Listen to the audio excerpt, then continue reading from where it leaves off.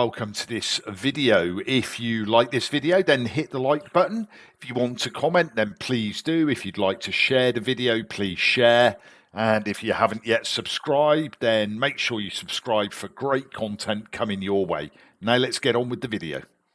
Hi and welcome to this video on BGP's route reflector requirements in given scenarios. If you remember from our last lesson, we looked at the split horizon rule and the necessity for a full mesh network due to iBGP peers only advertising routes to their directly connected neighbours. So if you remember, if we have too many routers, imagine the infrastructure that's required, the cabling for that to occur. So the way we get around this, if we imagine that we've got router 1, router 2, router 3 and router 4. In a full mesh environment, router 1 would need to have a connection to router 2, router 4 and router 3. Router 4 would have to have a connection to router 2, router 1 it's got one, and router 3. And we'd have to have this connection. Now this is only in a 4 router scenario. Imagine a topology where you've got 50 routers, 60. The costs would become phenomenal. So how do we get around this? Well, here's one of the ways that we can actually get around this issue. So if we remove all of this for the moment, but we just leave the routers in there. Sorry, I'll do this as quick as I can for you. We can place a route reflector in the middle. So we put a route reflector in here. Now all we need is a connection from here into the route reflector, a connection from router 2 into the route reflector, a connection from router 3 into the route reflector, and a connection from router 4 into the route reflector. Now how the route reflector functions and how it's configured, we're going to go across to the live configurations now, and we'll do a summarization after we have gone through all the live configurations. So before we go to the live configurations, let's quickly run through this. We've done the whiteboard, so now we'll just do a quick presentation for you, okay? So this is on the BGP route reflector and how we get around the split horizon in BGP as per the whiteboard demonstration, but we'll just go into it a little bit more here so that you have an actual writing that you can look up when you go back through this video. So why would we require a route reflector? Well, in BGP, as we stated in the whiteboard section, we have a specific rule in place to ensure loop-free topology, and that rule is the split horizon rule, which is a full mesh requirement. As we stated again, it means each router must have a connection to every other iBGP router in the network. Because of the above mentioned rule, any route received by an iBGP neighbour must not be advertised to any other iBGP neighbour. So a route reflector allows us to overcome the split horizon rule under certain conditions. So let's look at the rules that are used to achieve this. So within our iBGP network, the routers can be one of the following: route reflector client, non-client peers. So any routes received from a route reflector client are reflected to other route reflector clients and non-clients. Any routes received from non-clients are only reflected to route reflector clients. The route reflector sets the following two attributes: the originator ID, which is a 4-byte BGP attribute that is created by the route reflector. This attribute carries the router ID of the originator of the route in the local AS. If the update comes back to the originator, it ignores the update, which is obvious. You know, that's a pretty obvious rule. And the cluster list. So a cluster list is a list of cluster IDs that an update has traversed.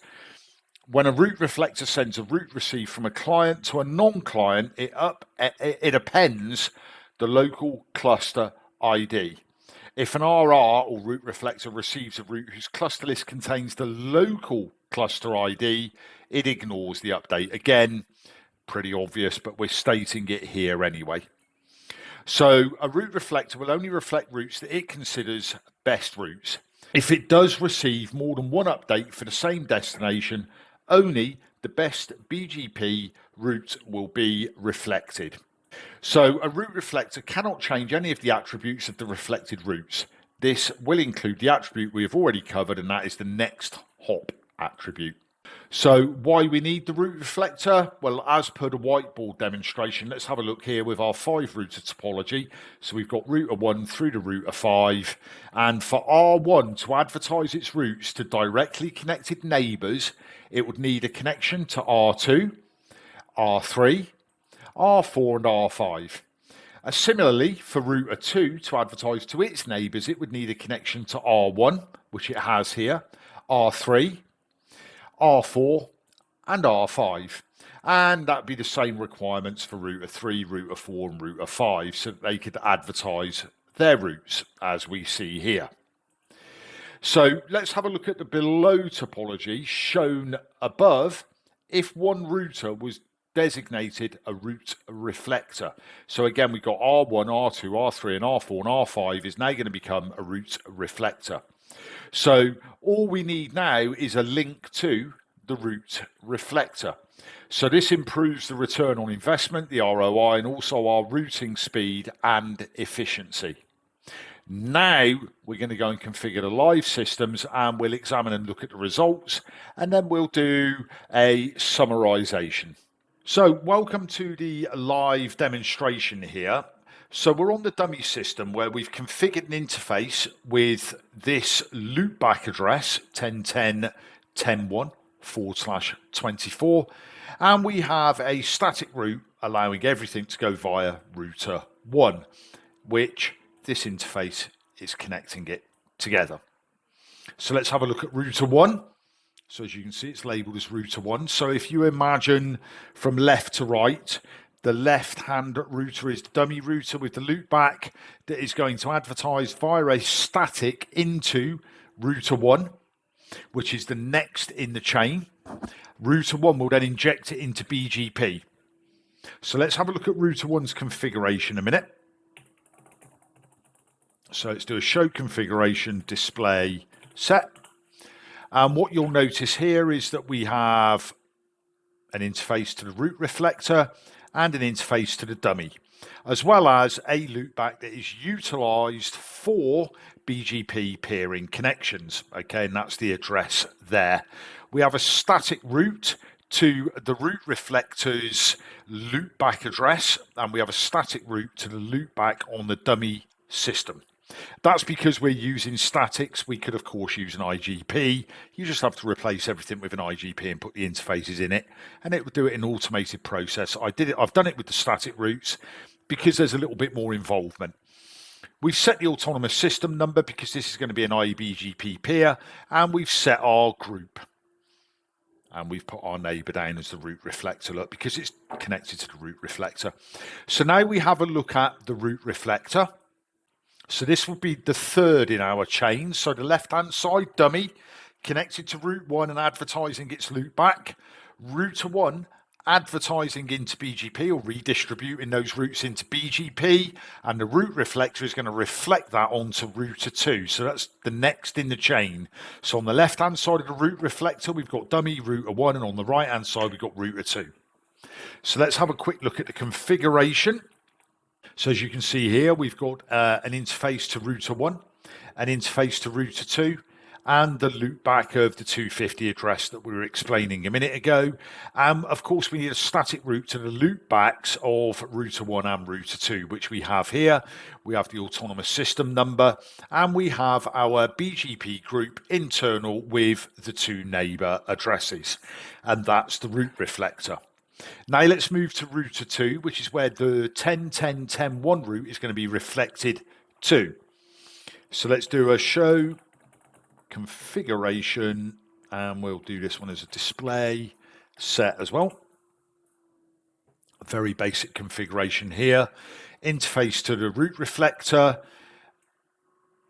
Loopback interface for the iBGP peering. Static route options, one to the route reflector's loopback, and Also, the same as the dummy system, we need to have a way for the information to get back if any ping requests are done. So we just put everything to the next hop address on the route reflector. We have our BGP group configured as well. So our first step on router 1 is, can we ping the loop back on the dummy? So ping 10.10.10.1. Yes, we can, which is exactly what we wanted. So now we have to look and see what routes we're advertising, if anything, to the route reflector. So we can do a show route, advertising protocol, BGP, and we know that the interface is this one that we want to have a look at of the neighbor. What are we advertising? Nothing. Now that's because we don't have any policies set up yet. Obviously, we can actually have a look at received routes on the route reflector. So we can do show route, received, protocol, BGP, and we'll choose one of our addresses. Let's choose 254 because that's router 1. So we have nothing there from a received perspective. So let's have a look if we actually have anything up and running from a BGP perspective. So let's do a show BGP summary on the route reflector. So we do have both up and running, but you'll note router 1, which is this address, we have nothing active, nothing received, nothing accepted. Router 2, which is this loopback address, nothing active, nothing received, nothing accepted. So let's go back to router 1 and have a look at our route. So let's do a show route. Let's make sure we've got the 10 in there, and we do have. Okay, so we have the 10.10.10.1 that is advertised via a static from the dummy system. So what we're going to do now is we're going to add in our routing options and our policy statements, or our policy options and policy statements. So as we're going to do an aggregate, we'll put an aggregate route in first. So we'll go to edit and we're going to do set routing options, and we're going to put in there aggregate route, and we know that it's part of the 10.10.10.0 network because we've got it listed as a /24, although we've got the interface listed as a /32. So we can do a 10.10.10.0/24. And that's our aggregate route. So now let's set our policy options. So we'll do set policy options, policy statement, and we'll call it export dash route term 1 from protocol. And this is the whole point of doing the aggregate, because we're going to do it from the protocol aggregate. And then we're going to accept this. Then we do a then accept. And we then need to put this into our BGP group. So if we do set protocols, BGP group, and we know it's internal peers, and we do an export route, which is the policy that we've just configured. So we can now commit this.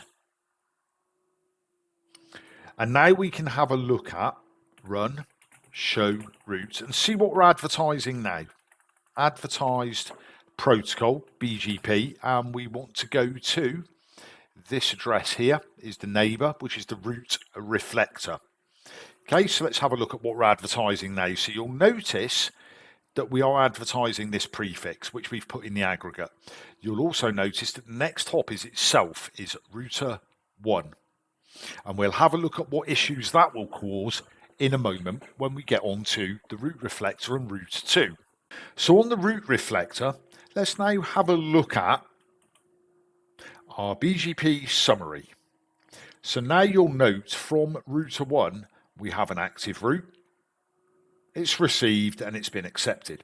So let's do a show route. And what do we have there now? We have the 10.10.10.0.24.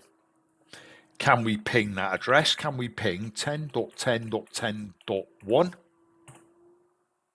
Yes, we can. Okay. So let's have a look at our received routes here.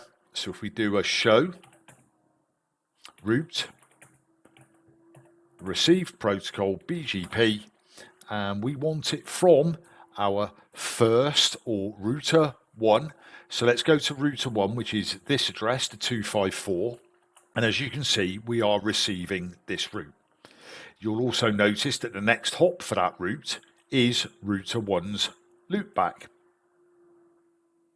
So let's have a look and see what we are advertising to router 2.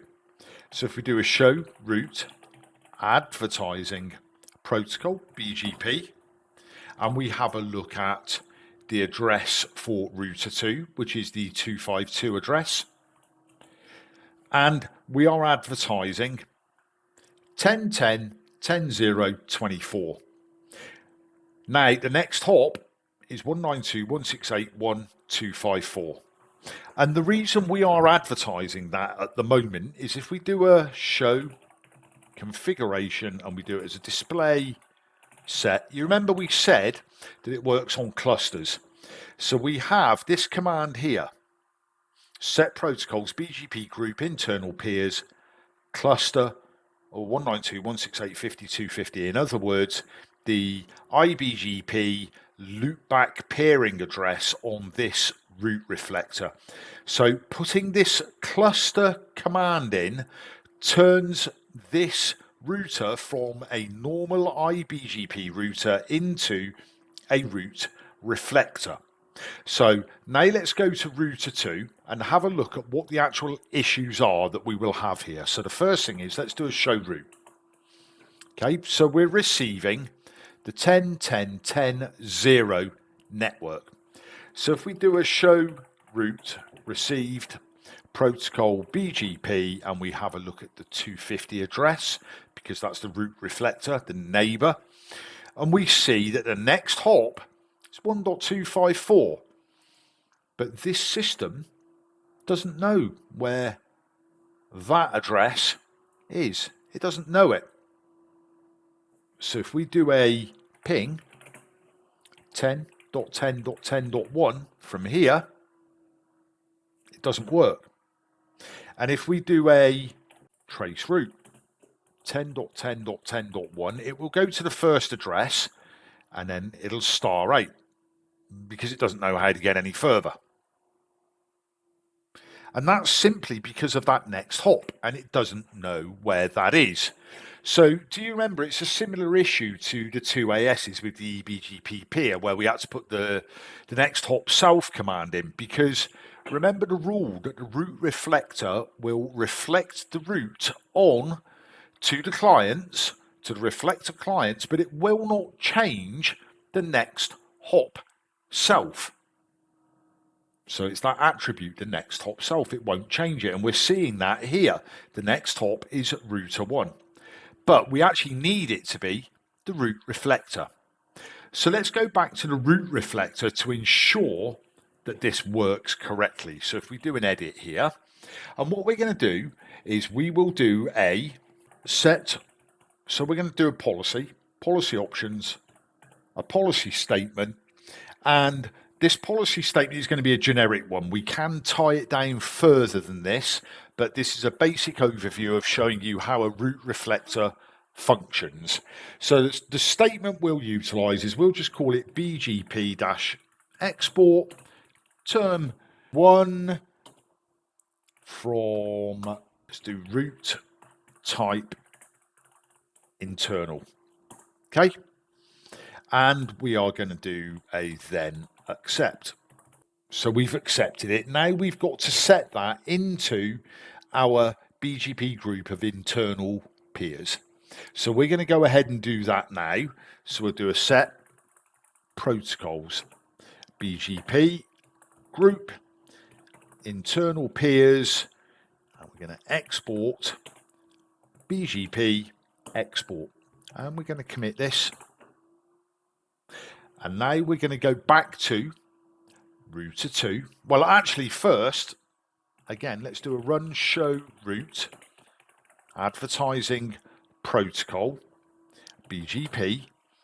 Let's see what we're advertising to 252. Okay, so you'll note now that we've got an awful lot more information in there.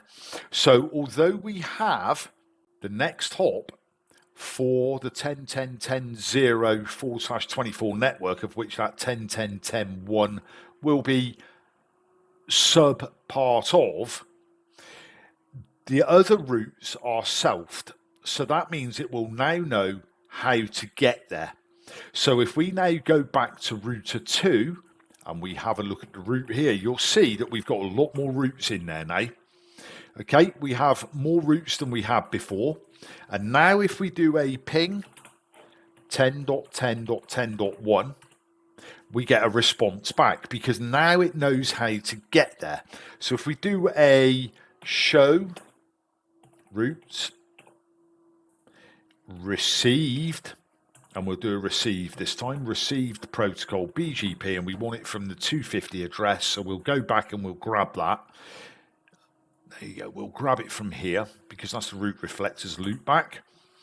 And you'll note that we are receiving these with the correct next hop addresses. This one we're not because it can't change that. But what it can do is give us the route to get to this, which we didn't have before. And now we do have this, so we now know how to get there. And this is how we can get the route reflector to pass on a next hop command with a policy so that the reflected routes function as we expect them to.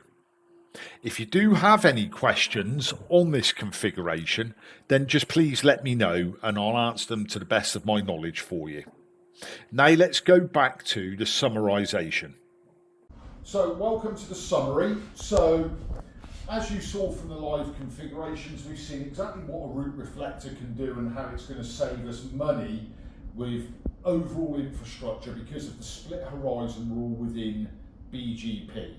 Now, if you like this video, it would be great if you could subscribe. If you're already a subscriber, thank you so much for helping out with the content delivery for new videos. So until the next video, take care and bye-bye.